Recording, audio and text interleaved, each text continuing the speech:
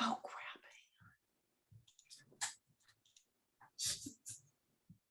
Okay.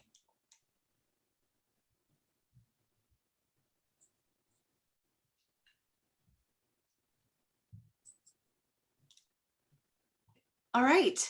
Hi, good morning, everyone out there in Facebook land. Hopefully you are all able to see this and that the tech monsters have cooperated with me this morning.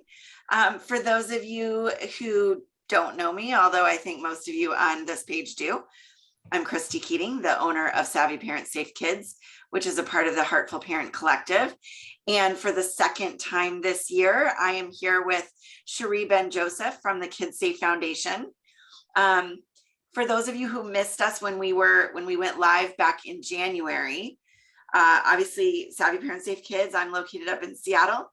Cherie is in the very opposite corner of the country in Florida.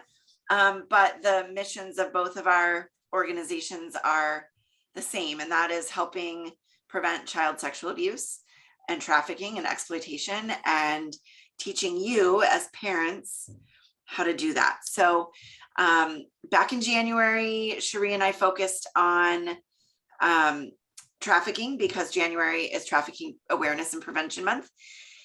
And this month we're going to talk about preventing child sexual abuse, because April, coming right up here, is Child Sexual Abuse Prevention and Awareness Month. And so we wanted to have a little teaser for that and get people kind of aware of the cause. So hello, Cherie, welcome. Hello, I'll say good morning to Christy, but good afternoon to all my people on this side of the country. We're excited to bring you the second version of Savvy Conversations for KidSafe Parents. This is really exciting. And yeah, April, I can't believe I'm saying this out loud, but April is right around the corner.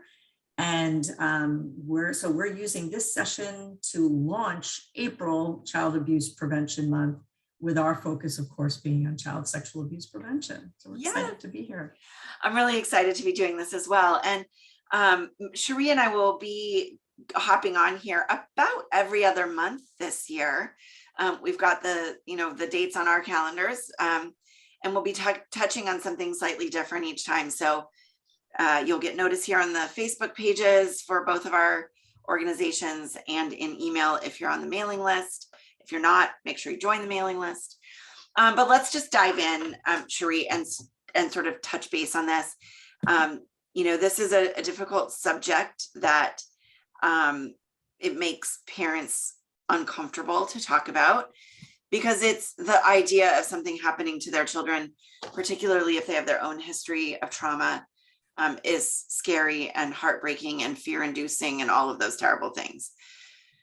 I'll pose the question to you. Why do we need to talk about this? Well, first of all, I agree with you, it is a hard topic, but we will not make change in preventing child sexual abuse if we don't talk about it. The statistics, they speak for themselves. They're screaming at us, actually. And we, in general, as a society, we tend to put our heads in the sand about this problem, because it's hard to talk about on so many levels.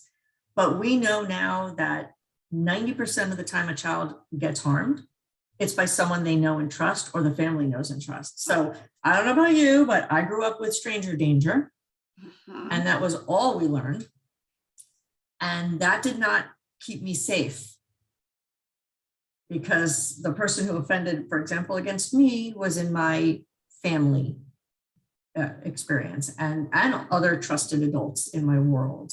Yeah. So knowing the statistics helps us say, oh, there is urgency here, but I don't have to be afraid. And that's what we're going to talk about. You don't have to be afraid. And I want to add that 40% of the time a child is harmed, it's by another child or teen. And in general, we never talked about that just a few years ago. Right. And now with that realization, that helps us understand, oh, I have to think about things a little bit differently. I have to think about how I parent, or who I'm leaving my children with, not in a crazy overprotective way, but just in a way of conscientious saying, is this a safe and smart choice for me as a parent? And is this a safe and smart choice for my child? Yeah. So the statistics help guide us to say, oh, this is worth me spending some time learning about. Right. I'm so glad that you mentioned the that 90% figure. And it may even be a bit higher than 90%. And of course, this is the most underreported crime, that there is. I mean, it's extremely underreported for a lot of obvious and maybe not so obvious reasons. But that is precisely why stranger danger doesn't work, right? Because exactly, if we're like on the lookout for strangers and being afraid of strangers, we're kind of missing the threat at home, so to speak, which is much more likely where it will come from. So you and I had, in preparation for today, had also talked about the fact that child sexual abuse is considered an ACE, which, for those who aren't familiar with the ACEs study, ACE stands for Adverse Childhood Experience, and is correlated, really strongly correlated, with far worse outcomes for the survivors of that abuse, socially, emotionally, psychologically, academically, professionally. I mean, in pretty much every arena of life. It literally can reduce your lifespan by 10 years. So if you have a high experience of ACEs, if you have a lot of trauma in your childhood, of course, child sexual abuse being way up there, the chances of you having health problems and social problems and even financial problems is extra high, but even your lifespan is reduced. I mean, can you imagine, like, what we're trying to do is we're trying to prevent it early on so that we spare the next generation from a lot of what the 42 million survivors of child sexual abuse right now are dealing with. Right. And in fact, the CDC, the Centers for Disease Control, and a number of other organizations have really labeled this a public health crisis. And it's so easy to talk about heart disease and, all of these other and of course, right now, COVID. But what we're not talking about is this other public health crisis that is happening behind closed doors, where people don't see it. And then it's because it's, so traumatic, and people don't want to talk about it. But just as you said, I tell all the audiences that I speak with that if we can't talk about this, we can't prevent it. So for our time today, because obviously we're, limited, and I know you and I both give lengthy presentations about this that are 90 minutes, 2 hours. I don't think people want to show up and watch that much on Facebook. So in our limited time, let's dive in and talk about some of the key tips that parents can walk away today, with, to use in their own families and their own lives, with their own children, to help prevent this. And, we're going to just share some simple ones today. So Cherie, I'm going to hand the first one to you. Sure. So we chose 3, but if you guys have any questions or particular things you want to talk about, put it in the chat. But the first one is so basic, but sometimes in today's generation gets overlooked. It's children knowing their personal information. But not just knowing their personal information, but also knowing when to share it and when not to share it. So let's start with the personal information. Their name, their address, their phone number, the most important cell phone numbers that they need to know in their family world. And you would be let's start with those basic for a second. You'd probably say, oh, but my kid knows that. Well, I want you to check. We want you to check, because I've been in 5th grade classrooms where we've done an activity where they just need to fill out a card with their personal information. It's not for me, it's for them to just kind of double check that they know their information. And you would be shocked and amazed at how many kids do not know their personal information. And this is pre-cell phones. It's not just the cell phone issue. It's just that we sometimes assume that when we move, kids sort of, magically learn that new address. But if we haven't taken the time to actually teach them their address, they're not going to know it. Yeah. So it's really, really important that we actually take a proactive stance and teach these things. So Christy and I had a lot of fun when we were prepping, and we were singing our phone numbers because we both agree that one of the best ways to teach an address and a phone number is to sing it. And it could be something as lame as, Twinkle, Twinkle, Little Star, or it could be something a little bit more fun, like 8675309. And but that's what that's how it sticks. And it does, research says it takes about 2,000 repetitions for children to actually learn the information. And then if you don't practice it in 3 months, over the course of 3 months, they will need a reminder they will forget. Yeah. So it's like ongoing. When I was telling you this story the other day, Cherie, but my husband, who, he and I are both approaching 50, and he has not lived in his childhood home since he was 18 years old. And he can still, to this very day, sing the song that his mom taught him with his address in it. So, Okay. I mean, it's stuck, right? Because she went over it with him so many times.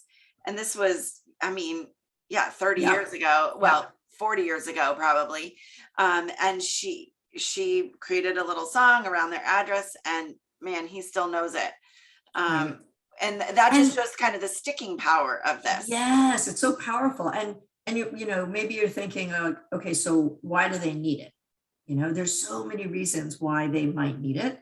And one is, if your kid got separated for you at the town fair, at the mall, at the airport, they're going to need to bring up that information quite comfortably to get help from somebody.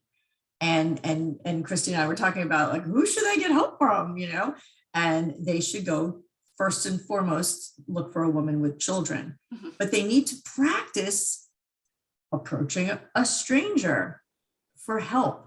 If they're being approached by a stranger, that's one thing. But if they're going to someone they do not know to ask for help, 95% chance that person's going to be helpful. Yeah. And that's really important for us adults to unlearn that stranger danger mindset. So role play with them, have some fun with it. I love that. And here's the other thing, that when we talk about they need to know their basic information, right? Their address, their phone number, their cell phone numbers. What they also need to know is the name of their parents and their caregivers. And, our kids call us mom or dad, but it turns out mom is not the name listed on my driver's license, right? So my children need to know what my real name is. Same with, if your children are ever cared for by grandma or grandpa, or a nanny or an au pair, or, they need to know their caregivers' names and not just the first name, or my kids call my mom Buddy. And if they went to a stranger and said, I can't find my buddy. Oh right. My God. I think, right, nobody would know what they were talking about. But if they were like, I'm looking for my grandmother, her name is this, right. They would have a lot more success getting productive help with that. Yes. So, and once again, we as parents tend to assume that they know these things. Right. And that's why it's so key that we make it a game. You sing in the car, you make it fun. It's not like, let's sit down and learn your personal information because you might get stolen one day. No, that's not how we're teaching this. We're teaching it from a place of empowerment, not fear. Yeah. And these are important things for them to know. Then you have to teach them right from the get-go, from a young age, because our kindergartners are online and our 4-year-olds are online, that they should never share this information online. Yes. And if anybody's asking them, or a website or an app is asking them to put in information to download something, they always need to check first with their parents. We got to remember to counter it a little bit and say, just come to me. I'll let you know if it's a safe choice or not. 100%. Yes.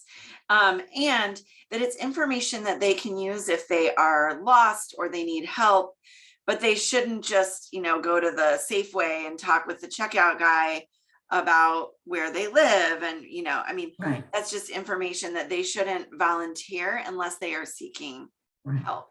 And I think what you said is really important, Cherie, which is we are not telling them it's because you might get taken.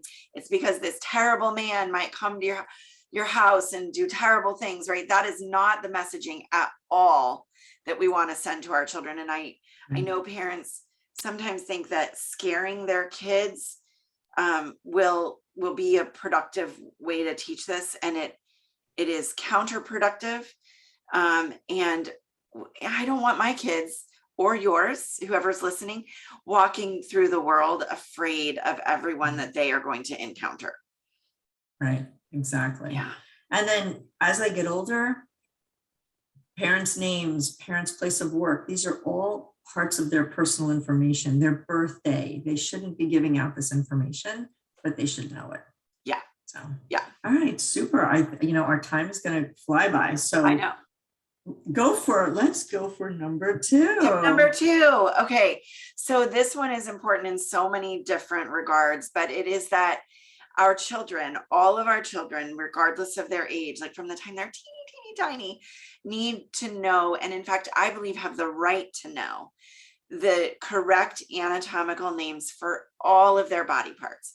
So, when our kids go to preschool or kindergarten, we sing, or even as mom and dad, we sing songs with them like head, shoulders, knees, and toes. And when they're tiny, we never hesitate to be like, those are your eyes, that's your hair, those are your hands. But when it comes to the, private parts of our bodies, we tend to freeze. And we either don't call them anything at all. We call them the blanket private parts. We, maybe if we're really progressive, we call them penis and vagina. But that is an incomplete and inaccurate description of what's of our bodies, right? So kids need to know the parts of their bodies. Again, I think it's a human right to know that they have a liver and they have a bladder and they have a penis and they have a vulva and they have a clitoris and a urethra and all these different parts. And they need to know where those parts are. There's a few reasons for this. One, like I said, it's just important that it's a right. 2, when we choose to name certain parts of the body and not others, we are telegraphing to our kids that there is shame around those body parts, that those are not okay. We don't talk about those. And what you're doing by not talking about those and not labeling them properly is sending your child the message that if something happens to those, they're not going to come talk to you because you're not holding yourself out now as somebody willing to discuss those body parts. Another reason, and this is really hard for parents to hear, but I spent many years as a prosecutor, a criminal prosecutor, and prosecuted child sexual abuse cases, which are heartbreaking. And even when I would secure a conviction, it's still heartbreaking. Nobody wins in those cases. And it is really important that a child, and I'm speaking about girls right now, understand the difference between the inside of her body and the outside of her body. So what we often refer to as the vagina is actually the vulva or the labia. The vagina is inside, you cannot see it. And so a lot of parents don't know that. A lot of women don't know that. You cannot see your vagina. So I know I'm shouting this on Facebook, but we need to understand and be able to teach our children this so that they've got accurate descriptions, so that if God forbid they ever have to describe to somebody what happened, they can do that with some degree of accuracy. I'm gonna chime in and say that we cannot express this any stronger. It is so imperative that we teach kids the proper names for their body parts. Here's another reason. Kids who know the proper names for their body parts feel more responsible and empowered about their bodies. They are comfortable to talk with their trusted adults about their bodies. Yes. Kids who know the proper names for their body parts, if they have a problem, even if it's just a rash, they are going to come to their parent just like they would, oh, mommy, I have a rash on my arm. And they're going to go, oh, mommy or daddy, I have a rash on my vulva. I have a rash on my penis. I have a rash on my inner thigh. They're going to be comfortable talking about these things. Kids who are comfortable talking about these things are immediately known to a potential offender to be very smart and savvy about their body parts. Yeah. That's not the kind of target they're looking for. They're looking for a kid who doesn't know about their private parts. Right. And that makes them stronger in terms of their safety. Yeah, and it's then really protective. It's very protective. And then the idea from a parent point of view, we didn't grow up talking about our private parts, most of us, unless you had really hippy dippy parents, right? And so we didn't talk about those things. When we don't talk about those things, we're sending a subliminal message to our children that we're not comfortable. Yeah. If a girl walks up to her daddy and says, "Daddy, I have a rash on my vagina," whatever way she's expressing it, and that daddy goes, "Oh no, don't talk to me about that. You take that to your mom." He's just sent a message directly. I'm not comfortable with body parts. Yeah. I'm not comfortable talking about your personal, private parts. Well, we want dads just as much as moms to be comfortable with their kids talking about these things. Yeah. Dads are role models about what they want that future, boys and girls and relationships and all of those things to look like and sound like and be able to talk about. So for sure. So look inside. What I advise when I give my talks is get in front of a mirror. And if you're not comfortable with these words, go penis, penis, penis, penis, penis, testicle, testicle, testicle, testicle, testicle, vulva, vulva, vulva, vulva, until it sounds like elbow, until it sounds like ear. We have to let go of the baggage, search your soul. What did I learn as a kid that's not serving me now? That's not going to serve my next generation. Yeah. And figure out a way to get comfortable, because that alone will help keep your children safe and have a healthier attitude about self-respect for their bodies, and then the choices they make in middle school, in high school, etc. Exactly. It's all weaved together. It's all tied together. And there's one point that I really want to hone in on, because, in my work with prosecuting sex offenders, one thing that came through time and time again, and you touched on this a bit, offenders like children who do not have open lines of communication with their parents or their safe adults or their caregiver, whoever that is. They target children who have no knowledge of this, or, clearly have been taught that these are things we don't talk about with other people, because that helps them solidify that secrecy. And so it truly is, if no other reason is convincing, to talk about these, it's that it is protective against predatory behavior, like plain and simple. Plain and simple. And one of the things that we talked about in preparation was that we don't talk about the mouth as a private part. And I want to add that in and not forget about that, because our mouths, we don't realize it, but our mouths are a private part. I don't share a toothbrush with someone. I won't let someone shove food in my mouth. Our mouths are respected in a way as our private parts are respected. But a lot of abuse can happen orally.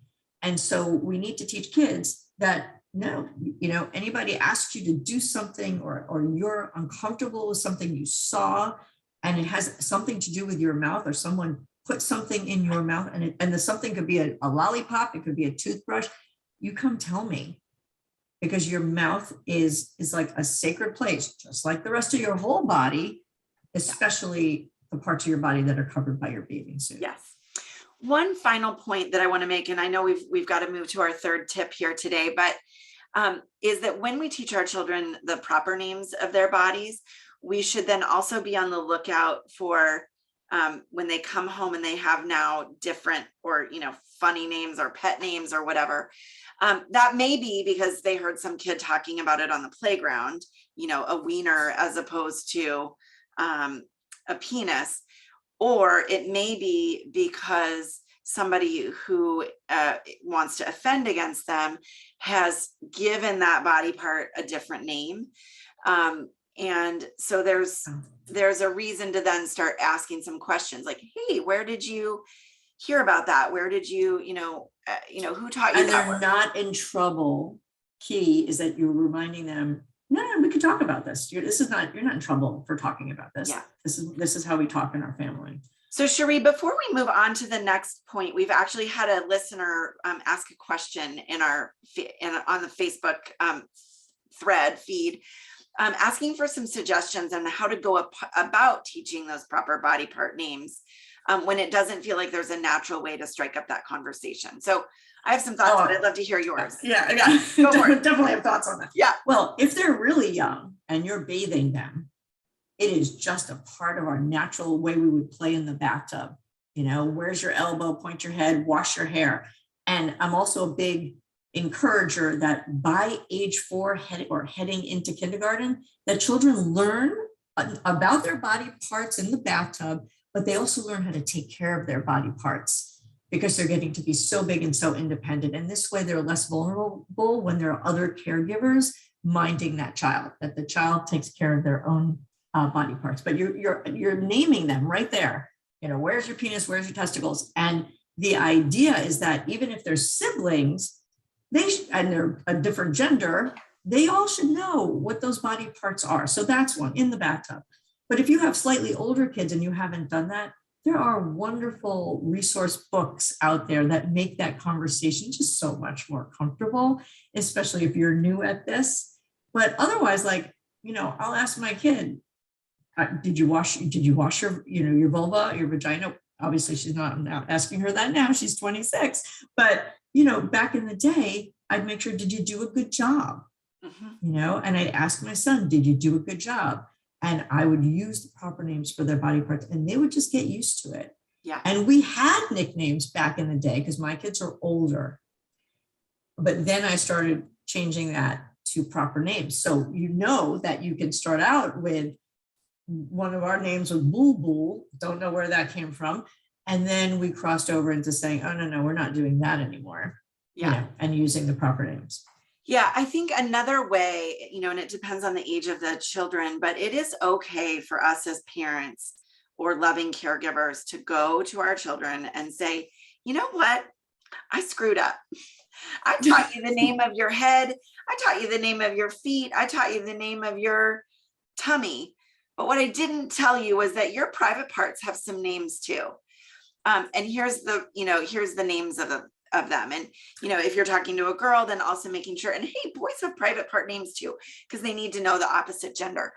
And so, or I should say opposite sex. So we can sort of own that, hey, I just heard this thing on Facebook. I realized I should have been doing this sooner. And so now I'm going to do it. And the thing about this is, we bring a lot of baggage into these conversations, right? Because anytime we get around the sexual parts of our body, then all of our sexual alarm bells go off for good or for bad. Our kids do not have the same baggage. They will approach this like they're talking about dinosaurs or the weather, right? It's just information to them. And so if we can get over ourselves, they'll be fine. The kids are fine. It's us that struggle with this. Right. So that facial expression that you have when you're having that conversation, take a few deep breaths if you feel that anxiety coming on, because how you present it, and Christy, I love what you said, but it's the body language. It's the, are they hearing anxiety in your voice? And you could say, you know what, my parents didn't teach me this stuff. So maybe it feels a little weird to me, but I don't want it to feel weird to you because it's just body parts. So, we can talk about this obviously for much longer, but in our last 2 minutes here. Okay, we're going to do 2 minutes. I know.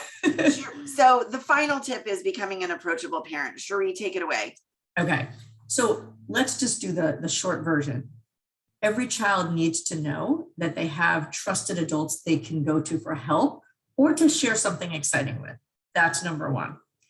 On the other hand, we need to learn as adults, are we really approachable, or are we assuming our kids know that we're there for them with whatever they have to talk to us about?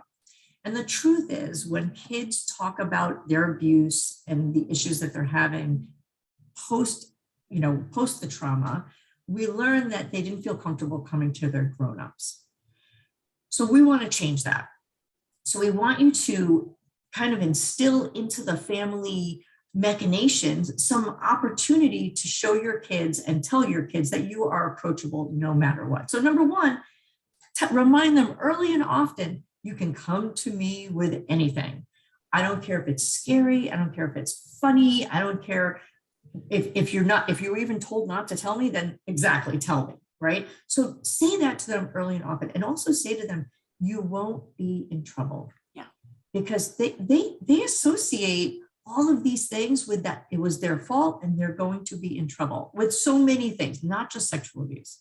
So they don't tell us if they saw something online that was inappropriate, and they're like, that's weighing on their heads, because it does, right? And they're not telling us. It's because they think they're going to get in trouble. Well, if they tell us, well, kudos to them. They did the right thing. That's the responsible way of going about it. So really you have to tell them that. Then create 10 minutes a day for each of your kids. And I have some relatives that have 5 kids in one family. And I say, just find the time, 10 minutes a day. And it could be in carpool, it could be at tuck-in time, it could be at bath time, it could be a prep for kitchen, prep for a meal time.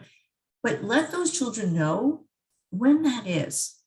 So they always have that particular time, but that you can always be approached no matter what. And I will share something I saw on Facebook that I love, because it goes from little kids to all the way to the big kids.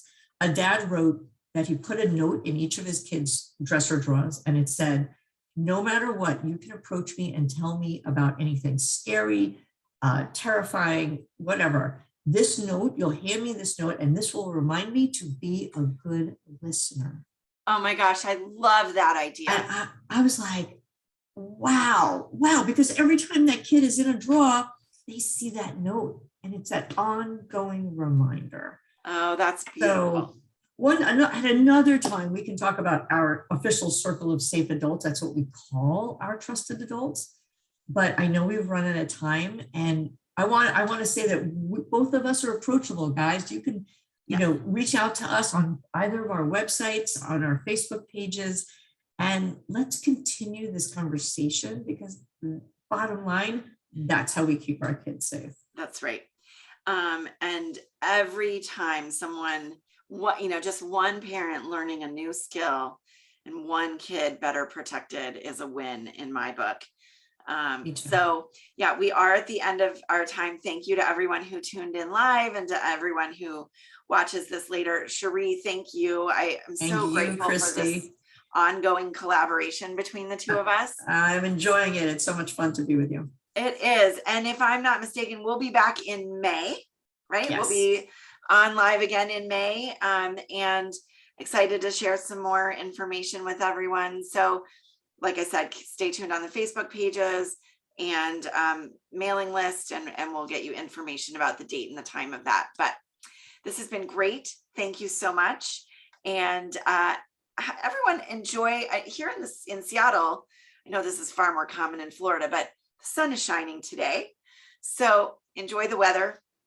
Have a fantastic weekend, and we'll talk soon. Great. Bye, everybody. Bye. Take care.